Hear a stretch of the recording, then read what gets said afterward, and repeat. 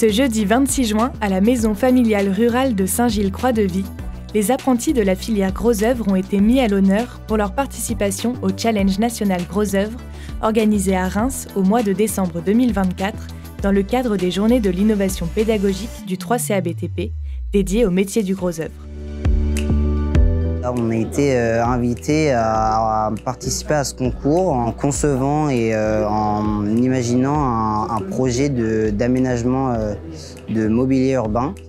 Il fallait qu'ils utilisent des matériaux dits bio ou géosourcés, comme la filière Gros Œuvres aujourd'hui est en pleine mutation à travers la réduction de l'empreinte carbone. Et ils avaient un autre axe de travail pour être sélectionnés lors du challenge, c'était de visiter soit des sites emblématiques locaux, soit d'aller chez un fabricant de produits bio ou géosourcés, donc de pousser tout ça pédagogiquement en fait. Et donc la MFR Saint-Gilles-Croix-de-Vie non seulement a été présélectionnée sur 10 équipes, et ils sont arrivés au GIP Gros Œuvres pour soutenir leur projet. Donc là on avait retenu 4 équipes, et ils sont arrivés premiers. Ils ont fini premiers lors de la soutenance devant le public, avec un vote du public. Le déplacement à Reims, ça nous a permis de tous nous rapprocher. Même ceux qui étaient absents, quand on est revenu, en fait, on s'envoyait des messages quand on était à Reims, on s'appelait, parce que on était tous enthousiastes à se dire, on a tous fait quelque chose.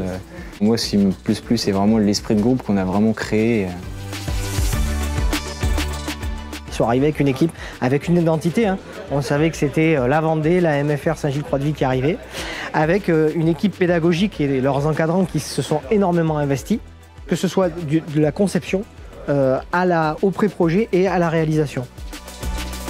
L'idée, c'était de les faire travailler. On a plutôt une partie qui va être sur de la réalisation, sur du coulage, de la fonction béton, et plutôt sur une partie bureau d'études. L'idée, c'était qu'ils se rendent compte qu'ils sont complémentaires les uns les autres et qu'on a besoin des uns des autres aussi pour travailler, donc créer un échange à travers les deux groupes pour pouvoir constituer le projet. On voit tout ce qu'on a appris depuis qu'on a commencé la formation. Même si on apprend des choses à l'entreprise, là, tout ce qu'on a fait, c'était vraiment très en lien avec la formation.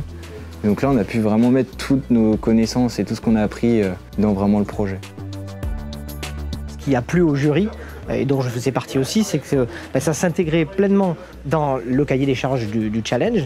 Et en plus, il y avait une histoire sur les 70 ans de la maison familiale rurale avec une inauguration. Et on avait un projet qui démarrait en septembre et qui allait aller jusqu'au long cours, jusqu'en juin 2025, maintenant. Et c'est ce qui vraiment a fait la différence. Et c'est une très bonne expérience qu'on n'oubliera jamais. Et la preuve, justement, avec ce mobilier urbain, il restera à vie ici. Et quand on reviendra, peut-être en étant chef d'entreprise, on verra toujours ce qu'on a fait, notre mobilier urbain.